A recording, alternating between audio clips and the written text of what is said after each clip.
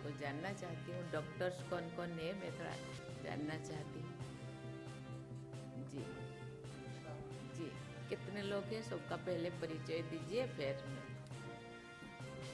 नमस्कार मैम, मैं doctor GL Singhal, project coordinator Beti Bachao Beti Padhao Haryana में। जब से प्रोग्राम शुरू हुआ है, माननीय मोदी जी ने 2015 में हरियाणा से शुरुआत की, तब से माननीय मुख्यमंत्री महोदय के साथ काम कर रहा हूँ। और आज हमारा सौभाग्य है कि इस प्रोग्राम में आप हमारे राज्य में हमारे यहाँ पधारे हैं। हमें ये इस बात की बड़ी खुशी होती है कि कभी ये राज्य बेटियों को गर्भ में मारने वाले के नाम से जाना जाता था। यहाँ इनबैलेंस बहुत था, लड़कियां गर्भ में मार दी जाती थी। मेरे पास एक एग्जाम्पल भी ऐसा भी है, जब कैथल में लड़की पैदा हुई तो करनाल तक पहुंचते रास्ते में उस कपल ने उस बेटी को नहर में फेंक दिया। 250 फीटसिस एक कुएं से हमने पटौदी, एक गांव है हमारा रेवाड़ी के पास, वहां से 20 फुट कुआं था, उनसे बरामद की। ऐसी हालात में जब ये प्रोग्राम शुरू हुआ हरियाणा में, तब ये एक बहुत बड़ा चैलेंज था हमारे साथ। इस प्रोग्राम की जो बागडोर थी वो श्री राकेश गुप्ता सर, जो आपके साथ आपके कार्यालय में हैं, उनको संभाली गई थी। और उस दिन से आज तक मैं हरियाणा ने 50,000 से फालतू लड़कियों को जन्म दे करके उनको सूरज की किरण दिखाई है, जो कि पूरे संसार में एक मिसाल है। और ये किरण जो दिखाई है एक ऐसी टीम ने दिखाई है जिससे कोई उम्मीद नहीं कर सकता। मोस्टली हम डॉक्टर से उम्मीद करते हैं कि वो इलाज करेगा, ट्रीटमेंट देगा, जान बचाएगा। यहाँ हमारे डॉक्टरों की टीम में 2-2, 3, 4-4 दिन, हफ्ता लगातार सड़कों पर, गांव में, बसों में घूमते रहे और लड़कियों की जान बचाई है। आज भी अगर उनको 2 बजे रात को पता चलता है भी वहाँ लड़की मर रही है, टेस्ट हो रहा है, ये रात को 2 बजे परिवार को छोड़ करके चले जाते हैं। हमारी टीमें हरियाणा के अलावा यूपी, आज की डेट में यूपी हमें वेलकम कर रहा है कि आप आओ, हमारी समस्या भी दूर करो। हमारे को बहुत बढ़िया कोऑपरेशन मिल रहा है वहाँ पे, क्योंकि जब हम रेड करते हैं तो हमारे को लोकल टीम भी साथ चाहिए।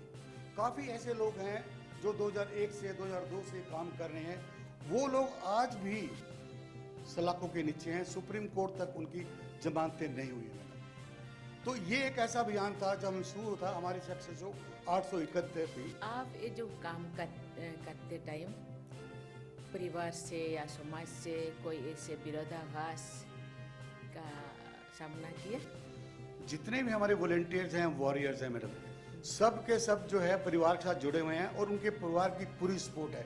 जो हमारी आशाएं हैं, ANMs हैं, उनके हस्बैंड साथ जाते हैं कई बार तो, और कई बार उनको छोड़ करके आते हैं, टेलीफोन पे कांटेक्ट में होते हैं। जितनी भी लेडी वर्कर हमारे साथ जाती हैं उनके साथ मेडिकल डॉक्टर्स होते हैं, LMOs होती हैं, उनका ध्यान रखती हैं। गर्भवती महिलाएं हमारे रेड में जरूरी होती हैं, उन गर्भवती महिलाओं के लिए एक मेडिकल टीम हमारे साथ होती है, वो उसकी सुरक्षा हमारे लिए प्राइम इंपॉर्टेंस होती है। हम सबसे पहला उसकी सुरक्षा का इंतजाम करते हैं, उसके बाद हम रेड के लिए करते हैं। अगर हमारे को ऐसा लगता है कि हमारी उस महिला की सुरक्षा खतरे में है तो पहले हम उसको अपने गले लगाते हैं, उसको बचाते हैं हम लोग। अभी आप 50,000 से ज़्यादा या उससे भी ज़्यादा आप बेटियों को सूरज का किरण दिखाए हैं, जिंदगी बचाई है। अभी आप उनका कोई लेते हैं कि वो कैसे है, अच्छे है या प्यार उनको मिलता है, नहीं मिलता है? सभी बच्चियां हमारे आंगनवाड़ी वर्कर्स हैं मैम, वो ध्यान रखती है। उनका हर गांव के अंदर इलाज होता है, उनका देखरेख होता है, जाते हैं, उनको न्यूट्रिशन देते हैं। ANM हमारे पास है, आशा हमारे नहीं, पास है। आप तो आप अपना काम करते हैं। नहीं, मेरा मतलब है परिवार का प्यार उन बेटियों को मिलता है कि परिवार का प्यार? परिवार के साथ हमारी जो पैरामेडिक वर्कर्स हैं, आंगनवाड़ी हैं, वो लोग उनके परिवार में विजिट करते हैं और ये इंश्योर करते हैं जहाँ जहाँ इसको इशू आता है। मान लो कई बार क्या होता है कि बेटी के प्रति मोह ठीक नहीं है, तो हमारे जो आंगनवाड़ी वर्कर जाके समझाते हैं उनको। अच्छा। हमारी एक थापा ताई है यहाँ पे जच्चर के अंदर, वो हर गांव के अंदर वॉलंटियर बन गए हैं वो लोग। They are really selfless volunteers, जो जाके गांव में यही काम करते हैं, प्रमोट करते हैं कि बच्ची, क्योंकि हमारे हरियाणा के अंदर खेलों के अंदर भी काफ़ी ओलंपियंस आए हुए हैं जो माउंटेन तक पहुँच गए हमारी बच्चियाँ। ठीक तो उससे बहुत हौसला मिलता है। ठीक ठीक है। गाँव में पहले हालात ये होता था कि बेटी अगर पैदा हुई है तो ऐसा जिसमें होता ना कि मातम सा छा जाता है कि जी। बेटी पैदा हो गई। अब बेटी भी पैदा होती है तो हमारा एक रिवाज होता है, बेटे के जन्म पर कुआं पूजन होता है। ओह। अब बेटी के जन्म पर भी कुआं पूजन होने लग गया। अब उसी प्रकार की मिठाई नहीं, बंटती वही है। मैं जानना चाहती उसी हूँ प्रकार कि की उनको मिठाई प्यार बनती है। मिलता है।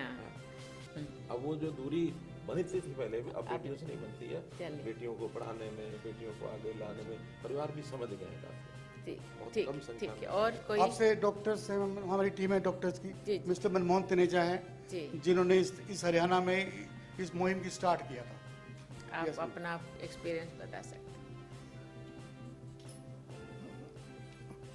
भारत की प्रथम महिला महामहिम राष्ट्रपति जी को मेरा वंदन। मेरा नाम मनमोहन तनेजा है। मैं हरियाणा राज्य का औषधि नियंत्रक हूँ। मैं जब जिला स्तर पर नियुक्त था तो जिला पीएनडीटी एडवाइजरी बोर्ड का सदस्य हुआ करता था और वहाँ पर लिंगानुपात को कैसे सही किया जाए इसके बारे में डिस्ट्रिक्ट एडमिनिस्ट्रेशन में चर्चा हुआ करती थी। उस समय हमारे यहाँ अल्ट्रासाउंड केंद्रों पर लिंग जांच की हमें सूचनाएं मिलती थी। हरियाणा सरकार ने उन अल्ट्रासाउंड केंद्रों पर छापामारी करने और उन्हें पकड़ने के लिए हमें आदेश दिए।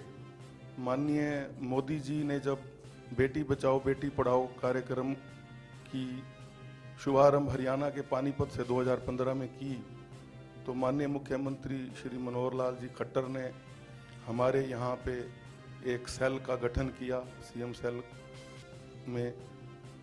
और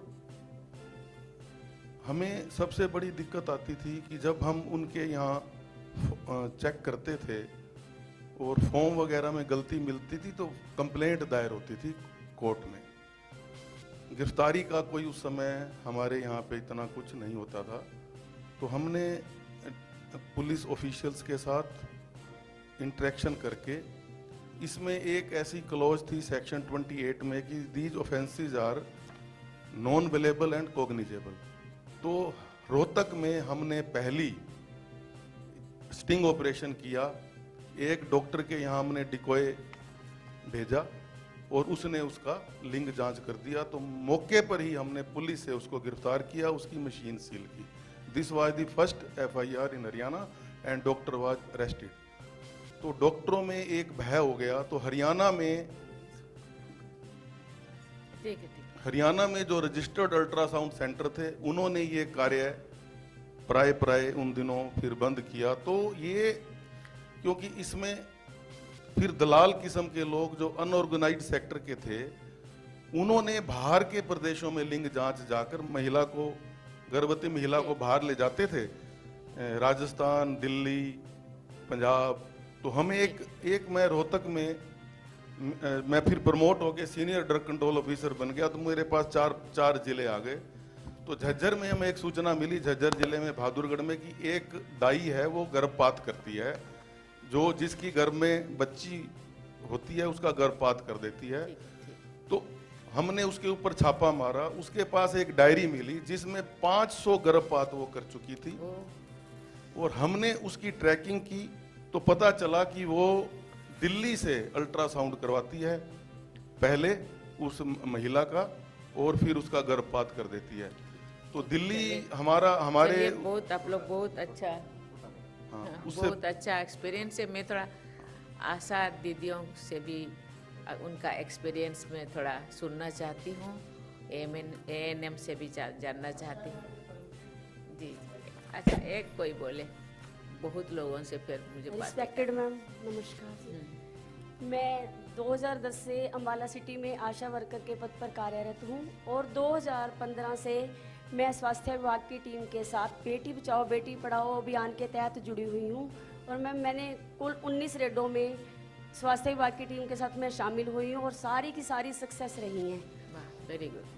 और एक मैं आपको रेड के बारे में बताना चाहूँगी कि मेरे ही पड़ोस में कोई लेडी लिंग जांच करवा के आई जिसकी पहले भी एक लड़की थी और वो पता चला कि वो टेस्ट करवा के अब उसका अबॉर्शन करवाने जा रही है। मैंने तुरंत अपनी टीम को सूचना दी।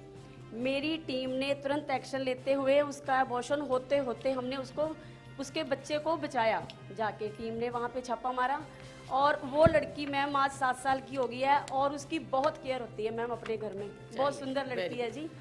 महिलाएं कभी कभी रात को भी जाना पड़ता है महिलाओं को। परिवार से आपको कोई ऐसे बाधा तो नहीं होता? नहीं मैम, पूरी सपोर्ट मिलती है। उनको पता है कि बेटियों को बचा रहे हैं। चलिए, वेरी गुड, वेरी गुड। चलिए, धन्यवाद मैम। कोई एएनएम है? एएनएम भी अपना एक्सपीरियंस बता सकते हैं। मैडम, मैं Umang ANM urban primary health centre Jhajjar में कार्यरत हूँ। मैडम,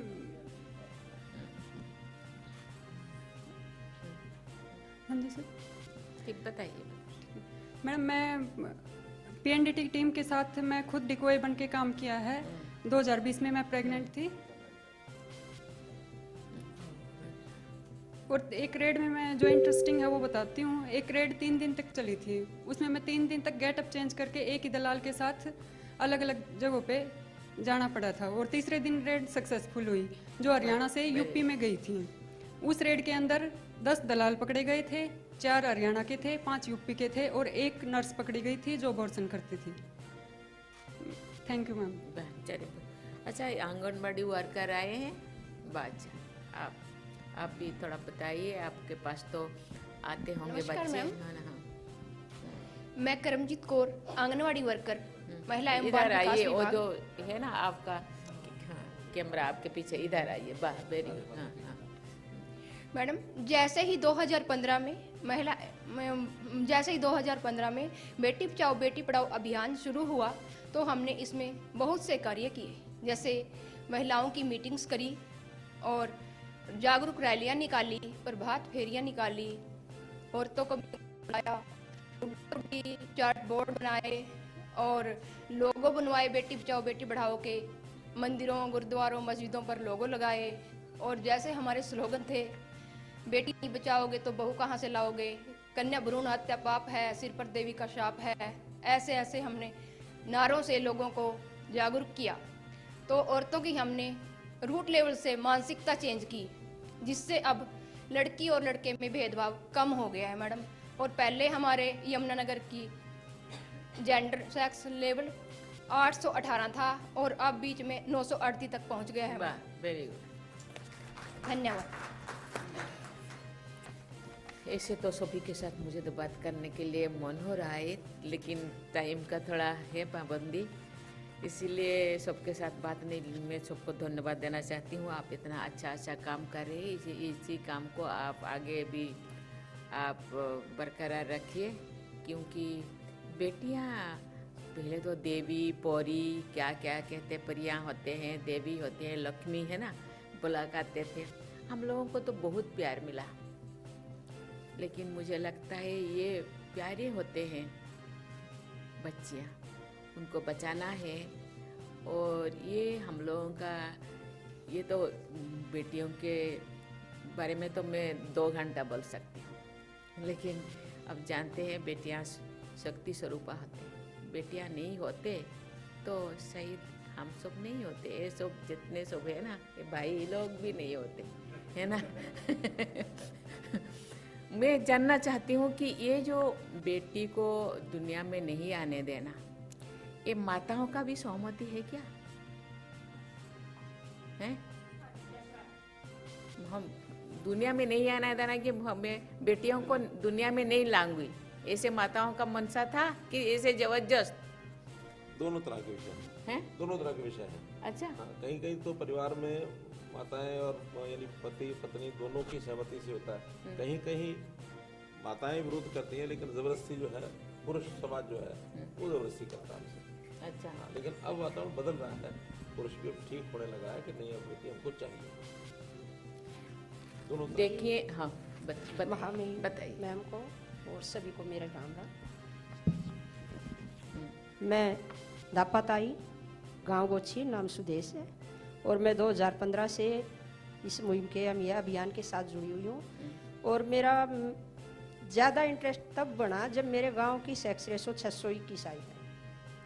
मेरे गोची गांव की 600 का पता चला कि भी मेरे गांव की 1000 लड़कों पे 621 ही लड़कियां रह गई। तो मैंने ये बीड़ा उठाया और मैंने अपनी पहचान बनाने के लिए ड्रेस तैयार की, एक ये तैयार किया और ये अपनी ये लगाती हूँ। और मैं जहाँ भी जाती हूँ तो अपनी ये तैयारी में जाती हूँ तो सबको ये पता चले कि भी दापाताई आई है और ये क्या काम कर रही है। तो जहाँ भी ज़्यादा औरतें, जहाँ कीर्तन, सत्संग, शादी या कोई मीटिंग हो, वहाँ मैं स्पेशल जाती हूँ। और आशा वर्कर, एएनएम, आंगनवाड़ी, इन सभी बहनजियों को लेके मैं वहाँ जाती हूँ जहाँ बेटी का जन्म होता है। वहाँ पे थाली बजाना, जो भी लड़का होने के रस्म निभाई जाती है वो सारी हम उनके घर पे करवाते हैं। और ज़्यादा फोकस वहाँ रखते हैं जहाँ पे पहली बेटी हो, दूसरी गर्भवती हो, तो उनका बार बार घर जाके उनको समझा के उनको इतना समझाया जाए कि भी वो ये ना सोचे कि हमारे कभी पेट में दूसरी बेटी ना हो। और बेटियों के बचाने के लिए मेरा ये प्रयास रहेगा कि जब तक मेरे गांव में 1000 के ऊपर 1000 ही बेटी नहीं हो जाएंगी तब तक मैं दिन रात मेहनत करूंगी। और हमारे 1000 नहीं, आपकी जिंदगी भर 1000 हो गया बस, ऐसे नहीं होना चाहिए। और मैडम हमने झज्जर जिले में जहाँ भी बेटियों की संख्या कम थी वहाँ पे 25 गांव में दापाताई बनाई हुई है और हम सब यही पुरजोर से मेहनत कर रहे हैं। और हमारा आज सेक्स रेशो 810 पहुँच गया। चलिए, वेरी गुड, थैंक यू। ये शायद कैटेगरी ख़त्म हो गया। मैं थोड़ा स्पोर्ट्स पर्सन से पूछना चाहती हूँ कि अपना अपना कितने लोग हैं, थोड़ा खड़ा हो जाइए, खड़े हो। अच्छा, आप आके थोड़ा, बहुत सारे हैं, ठीक है, बताइए, इधर आके बताइए,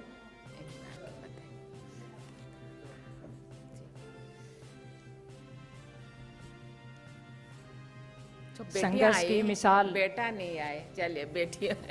ठीक है, ठीक है, ठीक है। मैं लड़की हूँ मैम। नहीं नहीं नहीं, ऐसे नहीं, मेरा मतलब है सभी बेटियों को आप बुलाए हैं, बेटा जो स्पोर्ट्स पर्सन उनको नहीं बुलाए, वही मेरा मतलब है। चलिए, ठीक है। संघर्ष की मिसाल द्रौपदी मैम, आपके जीवन से मैंने बहुत कुछ सीखा है। आपने जो जीवन में पारिवारिक परिस्थितियों से आपका जो जीवन बहुत ही विपरीत रहा है और सामाजिक पृष्ठभूमि भी जब मैं आपके बारे में पढ़ती हूँ, राजनीतिक कैरियर भी, आप हम सबके लिए प्रेरणा हैं। माननीय मुख्यमंत्री जी वो भी मेरे लिए एक प्रेरक हैं और हमारे राज्यपाल जी बैठे हैं, उनकी भी मैं सभी की स्टोरी पढ़ती हूँ और बहुत ही मतलब कि जिस भी व्यक्ति ने जीवन में संघर्ष किया है उनकी एक डिफ़िकल्ट स्टोरी होती है और महिला की भी एक डिफ़िकल्ट स्टोरी होती है। और ख़ासकर मैं हरियाणा की बात करूँ मैम, मैं जब 12 साल की थी तो मेरे पिता इस दुनिया से चले गए थे और मेरी 12 साल की उम्र में शादी की तैयारियां कर दी गई थी और मैंने अपने परिवार और सबसे पहले मेरे अपनों का कितना विरोध सहा। 12 साल की थी, मुझे पता नहीं था कि क्या हो रहा है क्या नहीं हो रहा है। बहुत ही कठिन परिस्थितियां रही। मेरी विधवा माँ जिन्होंने जो चारपाई पे थी 2 साल तक, उन्होंने संघर्ष किया जीवित रहने के लिए, और हम 3 बहन 1 भाई, तो बहुत ही एक ऐसा गरीबी भरा परिवार। लेकिन मैं सबसे बड़ी थी तो मैंने अपने सिर पे, हरियाणा में कहते हैं, मैंने अपने सिर पे मंडासा मारा, मैंने हल भी चलाया, मैंने ट्रैक्टर भी चलाया, मैंने खेत को भी संभाला। और मैंने उस परिवार को, जब मैं निकली गांव से एक दुपट्टा डाल के, अभी तो लड़कियां पैंट शर्ट पहन लेती हैं, लोअर टी शर्ट, आज से 20 साल बैक मैं लेके जाऊं तो सलवार और दुपट्टे के अंदर लड़की निकलती थी तो पुरुषों के जो ताने होते थे वो मुझे पता है, मेरी किताब लिखूंगी उसके अंदर की क्या क्या होते थे। और एक प्रेशर रहता था कि अगर मैं नहीं कामयाब हुई, रात को मैं सो नहीं पाती थी, तो मैं कैसे जवाब दूंगी उस चीज़ को। तो उस प्रेशर में मैंने काम किया, लेकिन मेरे अंदर वो कॉन्फिडेंस था, उस चीज़ ने मेरे अंदर वो पैदा की कि मैं आज कुछ भी कर सकती हूँ। वो विश्वास मेरे अंदर पैदा किया और मैं उन बाधाओं से लड़ी और मैंने उन कठिन परिस्थितियों में संघर्ष किया। मेरे घर में खाने के लिए एक टाइम की रोटी नहीं होती थी, लेकिन मेरी माँ ने मेरे को एक शब्द हमेशा कहा, चारपाई पे लेटे लेटे भी, कि बेटा आगे बढ़, आप बहुत कुछ कर सकती हो। मेरी माँ के उस शब्द ने मुझे यहाँ तक ला करके खड़ा कर दिया। आप कौन सी इवेंट, आप कौन सी स्पोर्ट्स? मैं पर्वतारोही हूँ। मैंने विश्व की सबसे ऊंची चोटी माउंट एवरेस्ट पर एक बार नहीं 3 बार तिरंगा लहराया है और बेटी बचाओ बेटी पढ़ाओ का वो किया। Very good. 7 महाद्वीपों के हाईएस्ट माउंटेन पे भी मैंने अपने देश का तिरंगा लहराने का सौभाग्य मिला है। आप जो महिलाओं का कोई सम्मेलन होता है, आपको जाना चाहिए, क्योंकि महिलाओं के मन में थोड़ा ऐसे ऊर्जा वहाँ डालना चाहिए कि महिलाएं थोड़ा जागरूक हो। मोटिवेशनल स्पीकर हैं, आप उनको भेजिए, है ना। हाँ। और ये पुलिस में हमारे क्या सब इंस्पेक्टर ओ यही तो थोड़ा मार खा गया क्योंकि ये ऑफिसर है, बहुत जगह नहीं जा सकते। मैम मैंने मोटिवेशनल स्पीकर के रूप में बहुत प्रोग्राम किए हैं और जैसा भी आप जिम्मेवारी लगाएंगे मैं उसको बखूबी जरूर निभाऊंगी। जरूर कीजिए। फर्स्ट प्रायोरिटी इसकी मोटिवेशनल स्पीकर है, पुलिस में जाने का ज्यादा नहीं करता। ओए ओए थैंक यू मैम। ठीक।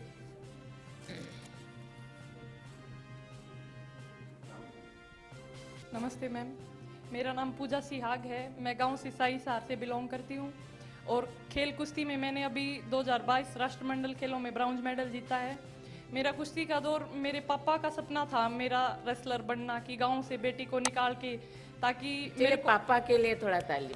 ताकि मेरे को देख के और भी पेरेंट्स अपनी बेटी को बाहर निकाले। फिर आज से 1 साल पहले मेरे पापा दुनिया छोड़ के चले गए।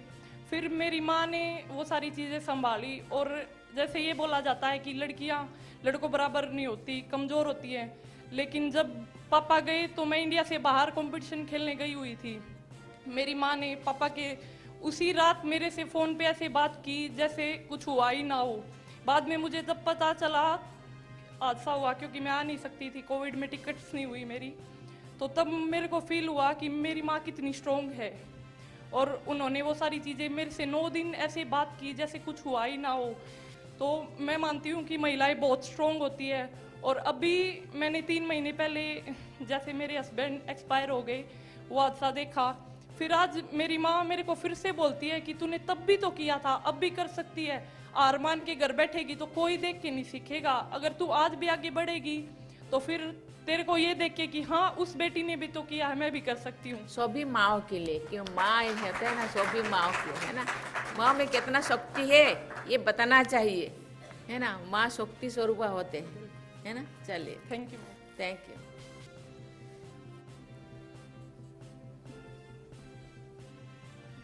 नमस्ते मैम, मैं सुचिका रोहतक की रहने वाली हूँ। मैम मैंने 5 बार इंटरनेशनल में मेडल प्राप्त किया और अभी रिसेंटली कॉमनवेल्थ चैम्पियनशिप में पार्टिसिपेशन किया है। मैम मैं एक मिडिल क्लास फैमिली से बिलोंग करती हूँ और हम 4 बहनें हैं, 1 भाई, और हम चारों बहनें जूडो करती हैं। मेरे मम्मी पापा ने मुझे और हमें बहुत सपोर्ट किया है कि आज हम इस मुकाम पे पहुँचे हैं यहाँ पे। और मैं सभी पेरेंट्स से ये रिक्वेस्ट करते हुए अपने बच्चों को सपोर्ट करें, खास करके लड़कियों को, जैसे हमारे माँ बाप ने किया हमें, और कभी भी हमने किसी से कम नहीं सोचा और हमारे जैसे आगे बढ़ें, वो हमसे भी ज़्यादा देश का नाम रोशन करें मैम। Thank you. शादी हो गया है? Yes ma'am. और हाँ, ससुराल में सपोर्ट मिलता है? Yes ma'am. चलिए, बहुत अच्छा। हो गया टाइम? अच्छा, और एक का ले लेते हैं। नमस्ते मैडम, मेरा नाम सोनम मलिक है। मैं सोनीपत की रहने वाली हूँ, गाँव मदीना है मेरा। मैं ओलंपिक में पार्टिसिपेट कर चुकी हूँ। और थोड़ा लीजिए। हाँ, मैं इंडिया की सबसे यंगेस्ट रेसलर हूँ जो ओलंपिक में गई है। बहुत अच्छा। 2 बार मैं वर्ल्ड चैंपियन बन चुकी हूँ और पेरेंट्स का और कोचेस का मेरे ऊपर पूरा सपोर्ट था। चलिए चलिए, बहुत अच्छा। ये आगे का क्या प्लान है आपका?